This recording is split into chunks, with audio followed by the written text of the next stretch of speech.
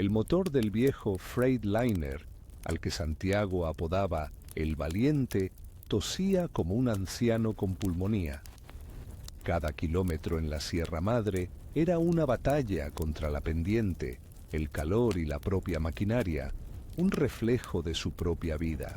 En su cartera, arrugada y casi vacía, llevaba una foto de su hija, Ana, cuya sonrisa era la única luz en la oscuridad de sus finanzas. La niña necesitaba un tratamiento médico especializado, un lujo tan inalcanzable como las estrellas que ahora comenzaban a titilar en el cielo violáceo. La desesperación era un pasajero constante en su cabina, un peso adicional que hacía que cada subida fuera más ardua, cada curva más peligrosa. Su mente era un torbellino de números rojos y futuros inciertos. La llamada de su esposa, Elena, horas antes, todavía resonaba en sus oídos. Santiago, el doctor llamó. La fiebre no cede. Dice que no podemos esperar más. Cada palabra era una espina en su corazón. Estaba a cientos de kilómetros de distancia, transportando una carga de fertilizantes que apenas pagaría el diésel y las deudas de la semana anterior.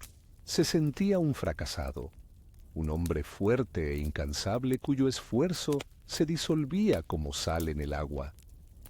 La justicia, pensaba con amargura, era un concepto abstracto para los ricos, pero para gente como él, la vida era una simple ecuación de supervivencia, una guerra diaria donde la paz era apenas un respiro entre batallas. Fue entonces cuando la vio. Al borde de la carretera, junto a un Volkswagen sedán antiguo con el capó levantado, una figura menuda y encorvada, una señora mayor, sola, en un tramo conocido por su peligrosidad, donde los asaltantes y a veces sombras más oscuras ligadas a los carteles aprovechaban la soledad del camino. Detenerse era perder tiempo, quemar diésel que no le sobraba y arriesgarse a un peligro innecesario. La lógica y la desesperación le gritaban que siguiera de largo, que su propio problema era más grande que el de una desconocida. Pero la imagen de su propia madre, anciana y vulnerable, se superpuso a la de la mujer. Su padre, también camionero, siempre le decía: «El camino te da y el camino te quita, mijo, pero lo que nunca te puede quitar es la decencia». Con un suspiro que era mitad resignación y mitad un acto de rebeldía contra su propia miseria, Santiago redujo la velocidad y orilló al gigante de metal. El chirrido de los frenos de aire rompió el silencio de la sierra. Bajó de la cabina, sus botas polvorientas pisando el acotamiento. No sabía que ese simple acto de humanidad, esa pequeña desviación en su ruta de desesperación, estaba a punto de cambiar el mapa de su vida para siempre. No era un llamado a la aventura, sino un susurro de la conciencia, la prueba de que incluso en el fondo del pozo, su coraje no era para la lucha, sino para la compasión. Santiago se acercó con cautela, sus manos a la vista, para no asustarla. ¿Se encuentra bien, señora? ¿Necesita ayuda? La anciana, de cabello blanco como la nieve y ojos vivaces a pesar de las arrugas, lo miró con una mezcla de sorpresa y alivio. Ay, mijito, creo que este cacharrito por fin se me rindió, dijo con una voz suave pero firme, sin rastro de pánico. Se presentó como Isabel. Mientras Santiago revisaba el motor, descubriendo un simple cable de la batería suelto, charlaron. Ella le habló de su amor por las plantas, de la receta de un mole que le salía delicioso, de cosas sencillas que parecían pertenecer a otro mundo, uno sin deudas ni enfermedades. Había una paz en ella que a Santiago le pareció casi milagrosa. ¿Cuántas veces nos hemos encontrado en una encrucijada donde el camino fácil nos invita a ignorar la necesidad de otro. Esta historia es sobre esas decisiones, esos pequeños gestos que pueden tener un eco inesperado. Si alguna vez has sentido el impulso de ayudar, o si has sido tú quien ha recibido una mano amiga en el momento justo, este relato es para ti. Te invito a suscribirte a este canal, a formar parte de esta comunidad donde creemos que las historias de bondad y superación merecen ser contadas. Acompáñame a descubrir cómo la decencia de un hombre en su momento más oscuro se convirtió en la llave de su destino. Tras arreglar el desperfecto, doña Isabel insistió en pagarle. Sacó de su bolso un billete arrugado. Santiago, a pesar de la imagen de Ana quemándole en la mente, negó con la cabeza.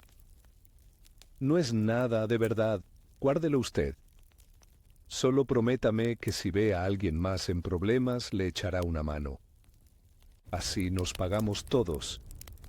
La sonrisa de la anciana fue su verdadera recompensa. Una luz cálida que disipó momentáneamente la frialdad de su preocupación.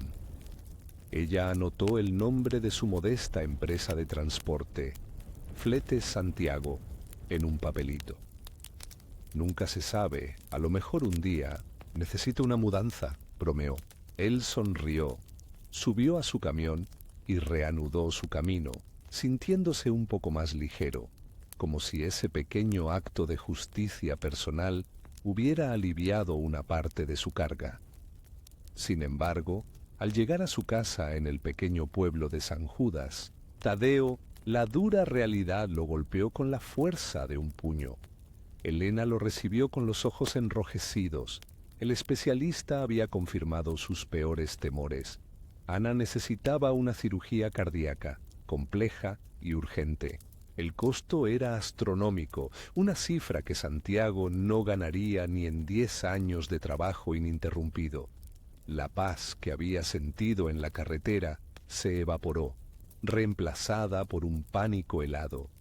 Su acto de bondad hacia doña Isabel ahora le parecía una burla, una pérdida de tiempo inútil mientras la vida de su hija pendía de un hilo. El mundo, una vez más, le mostraba su rostro más cruel. La noche fue una larga vigilia de susurros angustiados y lágrimas silenciosas.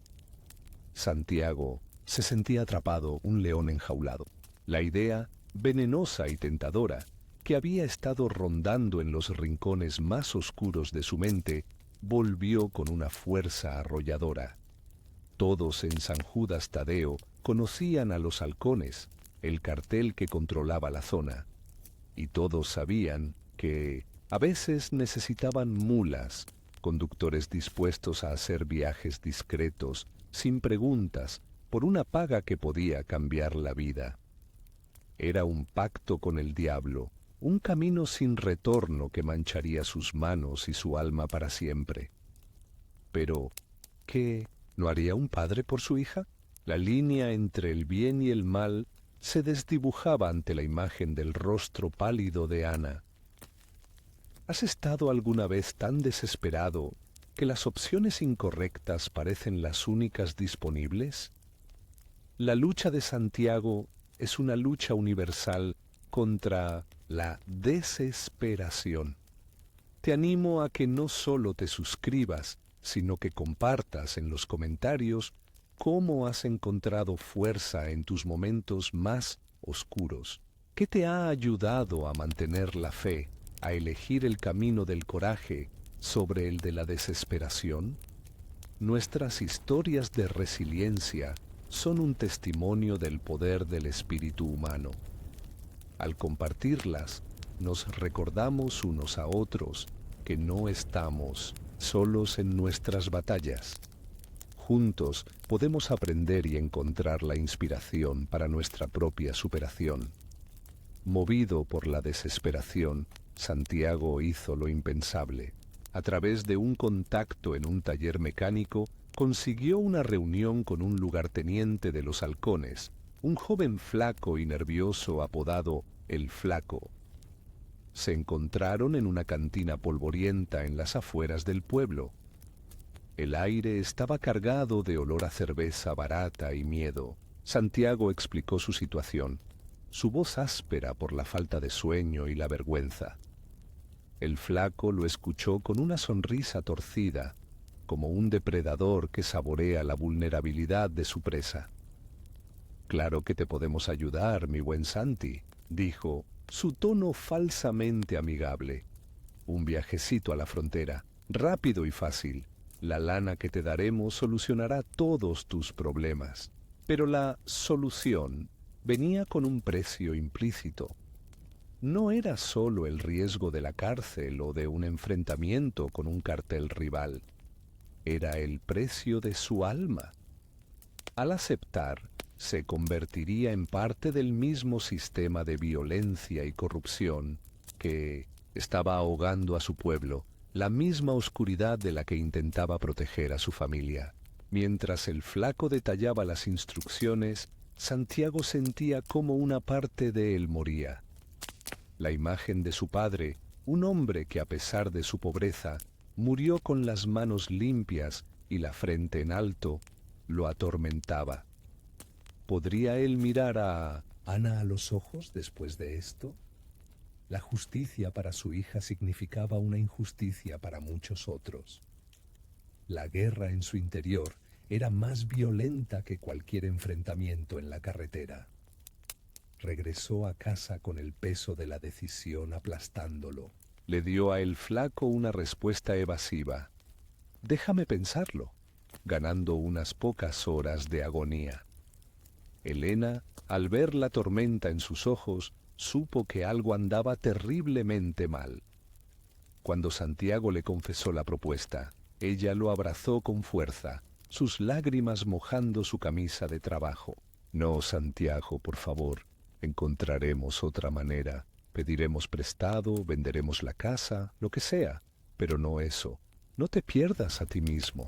Ana te necesita a ti, al hombre bueno que eres, más que a cualquier dinero».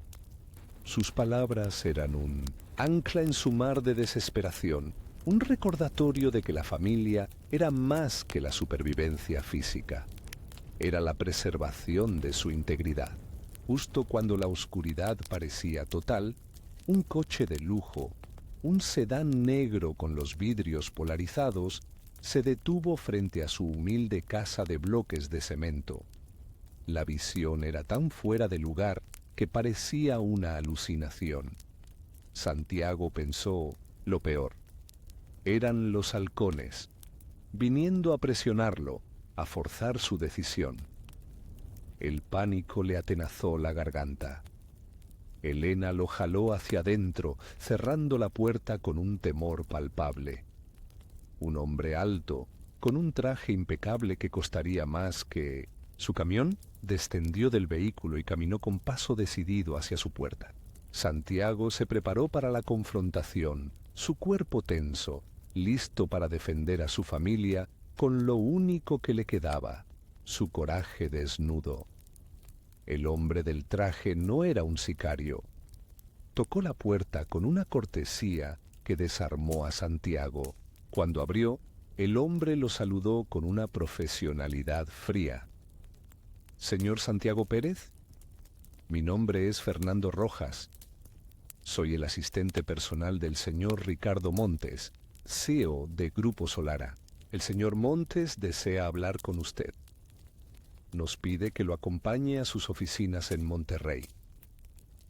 Santiago se quedó mudo. ¿Grupo Solara? ¿La gigantesca corporación de logística y tecnología? No tenía sentido. Nunca había oído hablar de Ricardo Montes. ¿Por qué querría verme a mí?, logró preguntar, su mente luchando por conectar los puntos. «No estoy en libertad de discutir los detalles, señor, pero puedo asegurarle que es de suma importancia y para su beneficio». La confusión de Santiago era total. Elena lo miraba con una mezcla de miedo y esperanza. ¿Era una trampa? ¿Una extraña equivocación? Pero la desesperación era una mala consejera, y cualquier cosa era mejor que la visita de los halcones, que había estado temiendo. Con una última mirada a su esposa, un gesto que prometía volver, Santiago aceptó. El viaje en el lujoso sedán fue surrealista. Dejó atrás el polvo y la pobreza de San Judas Tadeo y se adentró en un mundo de autopistas de peaje y rascacielos de cristal. Se sentía como un pez fuera del agua, su ropa de trabajo y sus manos callosas, una cruda evidencia de que no pertenecía a ese lugar. Las oficinas de Grupo Solara ocupaban los últimos 10 pisos de la torre más alta de la ciudad. Eran un santuario de minimalismo y poder, con vistas panorámicas que hacían que el mundo pareciera pequeño y manejable. Ricardo Montes lo esperaba en una oficina que era más grande que toda su casa. Era un hombre de unos 50 años, con una energía contenida y unos ojos grises que analizaban todo con una rapidez implacable. Se levantó y le extendió la mano. Señor Pérez, o debería decir Santiago, gracias por venir. Por favor, siéntese. La voz era educada, pero tenía el peso del mando absoluto. Disculpe, señor, pero sigo sin entender, dijo Santiago, sintiéndose intimidado pero decidido a no mostrarlo. Ricardo Montes sonrió, una sonrisa genuina que suavizó sus rasgos. Se recargó en su escritorio y dijo las palabras que reorganizarían el universo de Santiago. Hace unos días, usted ayudó a una mujer mayor con su coche averiado en la sierra. Una mujer llamada Isabel. Santiago asintió. El recuerdo de la amable anciana ahora más vívido que nunca. Bueno, continuó Ricardo, esa mujer, esa maravillosa y terca mujer que se niega a tener un chofer y sigue conduciendo su viejo cacharrito, es mi madre. El impacto de la revelación dejó a Santiago sin aliento. El plot twist de su vida no había sido un golpe del destino, sino el eco de un simple acto de bondad. Santiago se quedó paralizado, tratando de procesar la información. La amable abuelita de la carretera, doña Isabel, era la madre de uno de los hombres más poderosos de México. La ironía era abrumadora. Había ayudado a la matriarca de un imperio sin saberlo, en el mismo día en que su propio pequeño mundo se desmoronaba. Ricardo Montes lo observaba, su mirada analítica ahora teñida de una genuina curiosidad. Mi madre no ha dejado de hablar de usted. Un hombre decente, Ricardo. Un verdadero caballero del camino, me dijo. Insistió en que lo encontrara y le agradeciera apropiadamente. Ella es muy perceptiva. Notó la preocupación en sus ojos, aunque usted intentara ocultarla. El orgullo inicial de Santiago luchó contra la marea de su desesperación. Su primer instinto fue minimizar su acción. No fue nada, señor. Cualquiera hubiera hecho lo mismo. No lo hice por una recompensa, dijo, y era la verdad. Pero entonces, la imagen de Ana en su cama, pálida y febril, inundó su mente. La vida de su hija estaba en juego. Tragándose el orgullo, que ahora le parecía un lujo estúpido, decidió ser honesto. La vulnerabilidad era un riesgo, pero la mentira era un callejón sin salida. Respiró hondo y dejó que la verdad saliera, cruda y sin adornos. Señor Montes, aprecio su gratitud, de verdad, pero tengo que ser sincero. Mi hija, Ana, está muy enferma. Necesita una operación que cuesta más dinero del que he visto en toda mi vida. Su voz se quebró al final, y la vergüenza de admitir su impotencia lo invadió. Ese día en la carretera estaba desesperado, y lo sigo estando. Estaba a punto de cometer el peor error de mi vida para conseguir ese dinero. Confesar aquello frente a un magnate era como desnudarse en medio de una plaza. Se sintió pequeño, patético, un pobre camionero con problemas de pobre. Ricardo Montes escuchó en silencio, su rostro impasible. Pero algo en la honestidad brutal de Santiago pareció conmoverlo.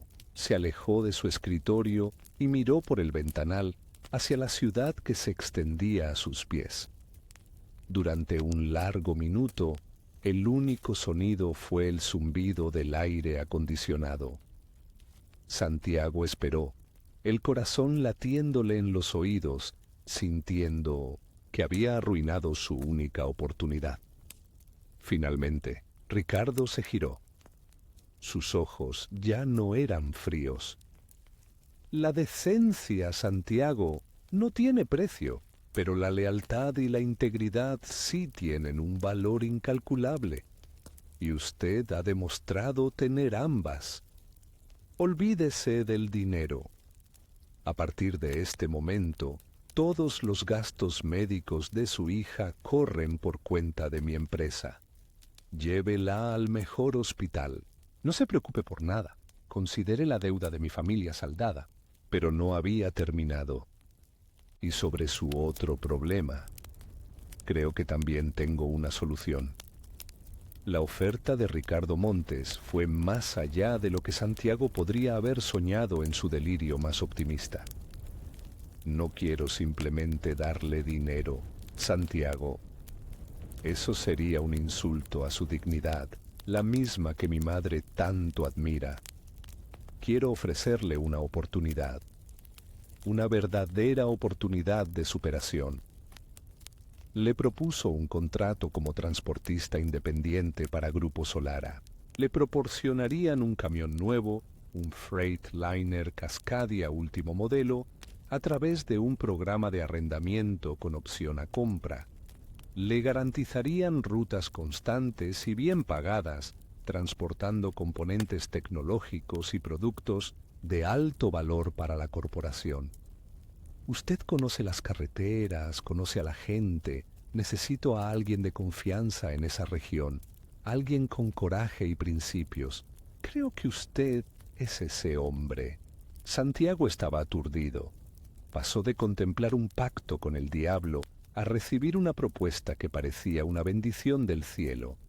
La salvación de su hija y un futuro para su familia, todo en un solo día.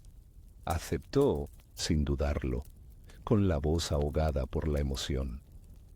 Sintió como si un peso de 1000 toneladas le fuera quitado de los hombros. La gratitud que sentía era tan inmensa que no podía expresarla con palabras. Simplemente miró a Ricardo Montes y asintió, un gesto que sellaba un pacto basado no en la desesperación, sino en el respeto mutuo. El viaje de regreso a San Judas Tadeo fue el opuesto al de ida. La esperanza era ahora su copiloto. Los siguientes meses fueron un borrón de cambios vertiginosos. Ana fue operada en el mejor hospital de Monterrey y su recuperación fue un milagro que Santiago agradecía cada día. El nuevo camión, reluciente y poderoso, era el símbolo tangible de su nueva vida. Las rutas de Grupo Solara eran exigentes, pero la paga era justa y puntual. Por primera vez en años, Santiago podía respirar. Podía comprarle a su hija los medicamentos que necesitaba, pagar las cuentas a tiempo e incluso empezar a ahorrar. La Paz, esa extraña visitante, había decidido quedarse en su casa por un tiempo. Sin embargo, el nuevo estatus de Santiago no pasó desapercibido en San Judas Tadeo. Su éxito repentino, el camión nuevo y el logo de la poderosa corporación pintado en sus puertas, lo convirtieron en un blanco. Para los halcones, Santiago ya no era un pobre diablo al que podían usar. sino una fuente de ingresos mucho más atractiva. La amenaza que había logrado esquivar regresó, pero magnificada. Una noche, mientras descargaba en un almacén local, el flaco y dos de sus hombres le cerraron el paso. La sonrisa torcida había desaparecido, reemplazada por una mirada fría y depredadora. «Qué bonito camión, Santi. Se ve que a Grupo Solara le va bien, y nos parece justo que compartan un poco de su prosperidad con la gente que manda aquí». La guerra que creyó haber dejado atrás solo había cambiado de frente. La exigencia del cartel era clara.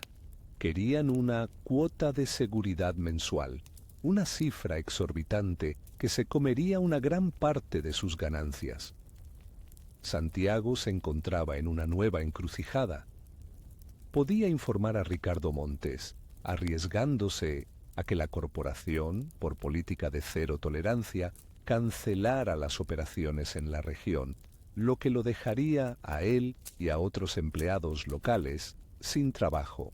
O podía intentar manejarlo él mismo, entrando en el mismo juego de extorsión que tanto despreciaba. La responsabilidad ya no era solo por su familia, sino por la oportunidad que representaba para su comunidad.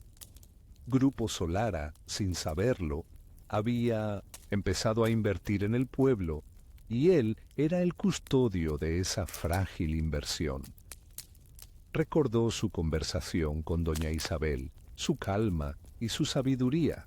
Recordó la confianza que Ricardo Montes había depositado en él. No podía fallarles, pero tampoco podía ceder al miedo. Decidió tomar un camino intermedio, uno lleno de riesgos, pero guiado por su conocimiento del terreno. Solicitó una reunión, no con el flaco, sino con el jefe de plaza del cartel, un hombre mayor y más calculador conocido como Don Elías. Sabía que los matones de bajo nivel solo entendían el lenguaje de la violencia, pero los líderes, los verdaderos empresarios del crimen, entendían el lenguaje del poder y el dinero. El encuentro tuvo lugar en un rancho aislado. Santiago, desarmado y solo, se enfrentó a don Elías, un hombre que podía ordenar su muerte con un simple gesto. En lugar de suplicar o desafiar, Santiago le presentó una propuesta de negocios. Don Elías, usted y yo sabemos que la violencia ahuyenta el dinero. Si ustedes me extorsionan, Solara se irá. Pero si me ayudan a que la operación crezca, todos ganamos. Le explicó que la llegada de Solara podía atraer más inversión a la región. Les ofreció no dinero, sino una oportunidad. Yo puedo asegurar que los contratos de servicios locales como limpieza, seguridad de bajo nivel, alimentación, se queden aquí con empresas locales que ustedes controlan. Es una forma de lavar su dinero y entrar en la economía legítima. Conviértanse en mis socios silenciosos en el progreso, no en mis verdugos. La audacia de la propuesta dejó a don Elías desconcertado. Era una oferta que apelaba a su visión a largo plazo. La extorsión era dinero rápido, pero la integración en la economía formal era poder y legitimidad. Después de una larga y tensa negociación, aceptó. A cambio de la paz para las operaciones de Solara, la empresa de Santiago canalizaría ciertos contratos a negocios fachada del cartel. Era un pacto moralmente gris, una danza peligrosa en el filo de la navaja. Santiago se había convertido en un mediador, un puente entre el mundo corporativo legal y el submundo criminal, todo para proteger la frágil prosperidad que había comenzado a florecer en su pueblo. La justicia, una vez más, tomaba formas inesperadas y complejas. Con la frágil paz asegurada, La operación de Grupo Solara en San Judas Tadeo no solo se consolidó, sino que prosperó. Santiago, con su profundo conocimiento local y su nueva red de contactos forzados, demostró ser un activo invaluable. Se convirtió en el gerente de operaciones de facto para toda la región, supervisando no solo su propio camión, sino una pequeña flota que la corporación le confió.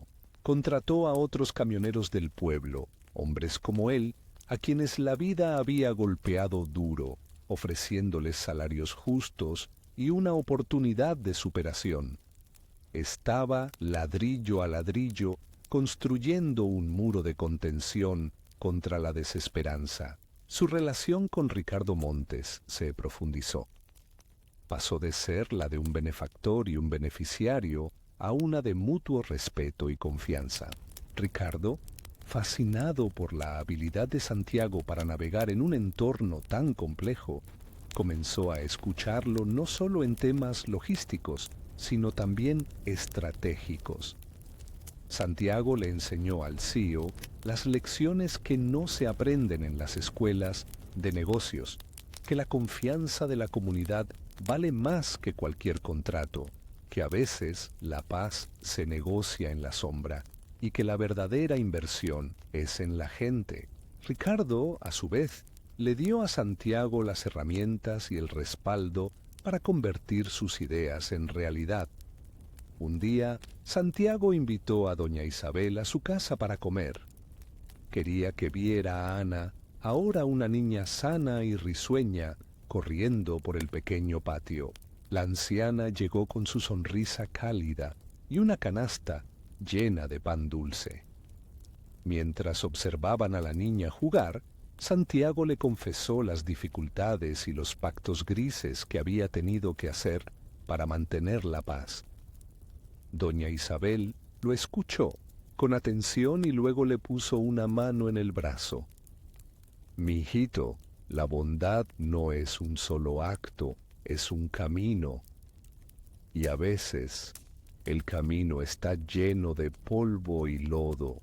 Lo importante no es evitar mancharse, sino seguir caminando hacia la luz, con el corazón en el lugar correcto. Sus palabras fueron un bálsamo para el alma atribulada de Santiago. El perdón fue un tema recurrente en su nueva vida. Tuvo que perdonarse a sí mismo por haber considerado el camino del crimen. Tuvo que encontrar una forma de perdonar al sistema que lo había orillado a esa desesperación. Y, de una manera extraña, su pacto con don Elías fue un acto de perdón colectivo, una forma de ofrecer una salida, por pequeña que fuera, a hombres que probablemente nunca tuvieron las oportunidades que él ahora tenía. Entendió que la Justicia no siempre es un castigo, a veces es la creación de una alternativa a la injusticia. Ricardo Montes, en una de sus visitas a la región, se enteró de la verdadera naturaleza del acuerdo de paz de Santiago. Su reacción inicial fue de furia y alarma. Desde la perspectiva corporativa, era un riesgo inaceptable, una potencial catástrofe de relaciones públicas. Convocó a Santiago a una reunión de emergencia, listo para cerrar la operación. Santiago, has hecho un pacto con criminales. ¿Sabes lo que esto podría significar para la empresa? ¿Para mí? Le espetó, su calma habitual rota por la ira. Santiago lo enfrentó, no con miedo, sino con una convicción forjada en la realidad de la calle. Ricardo, con todo respeto, tú vives en esa torre de cristal. Yo vivo aquí, en la tierra, respondió Santiago, su voz firme. Tus políticas de cero tolerancia funcionan en los manuales, pero aquí, en el México real, la paz a veces requiere hablar con quienes manejan la guerra. No les di dinero, les di una opción. Les mostré un camino para que su poder, en lugar de destruir, pueda, eventualmente, construir. Gracias a este acuerdo, tus camiones no son quemados, tus empleados no son secuestrados y este pueblo tiene una oportunidad de salir adelante. ¿Qué prefieres? ¿Una pureza moral en la ruina o una prosperidad imperfecta? Las palabras de Santiago golpearon a Ricardo con la fuerza de una verdad incómoda. Se dio cuenta de la brecha entre su visión idealizada del mundo y la compleja realidad que sus empleados enfrentaban cada día. Vio en Santiago no a un subordinado que había roto las reglas, sino a un líder que las había reescrito para sobrevivir y triunfar.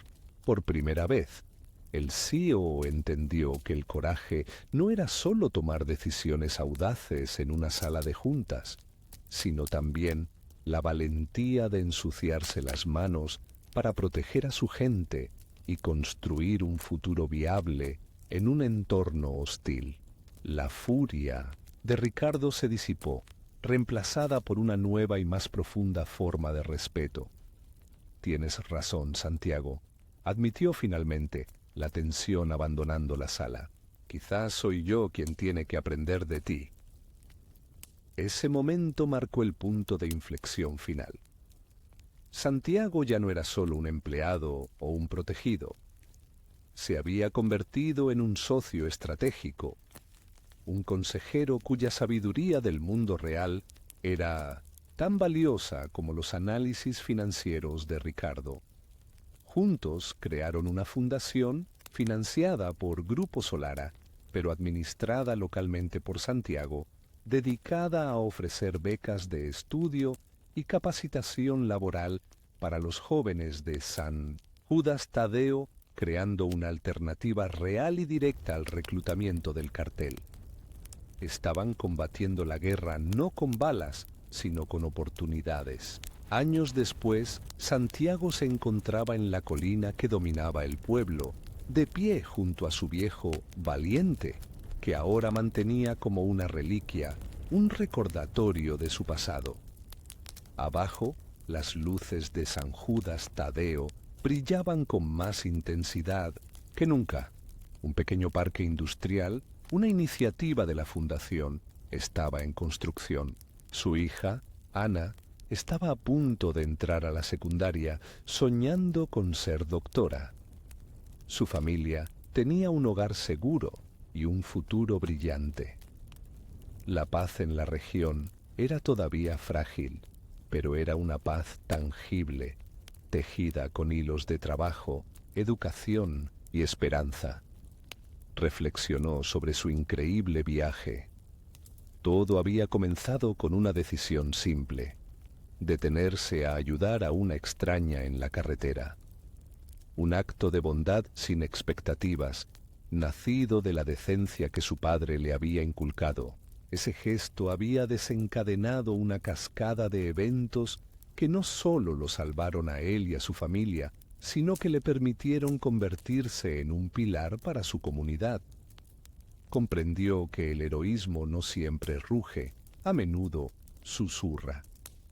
Reside en las decisiones cotidianas, en la elección de la compasión sobre la indiferencia, del coraje sobre el miedo, de la construcción sobre la destrucción. Santiago miró sus manos todavía callosas, pero ya no eran las manos de un hombre desesperado. Eran las manos de un constructor. No había buscado la riqueza ni el poder, pero en su búsqueda de la supervivencia y la justicia para su hija, había encontrado ambas cosas, redefiniéndolas en el proceso. La verdadera riqueza, concluyó, no estaba en su cuenta bancaria, sino en la risa sana de su hija y en las luces de esperanza que ahora brillaban en su pueblo. Y el verdadero poder no era mandar sobre otros, sino darles las herramientas para que fueran dueños de su propio destino. Siguió siendo Santiago, el camionero, pero ahora su carga más importante Era el futuro de su gente.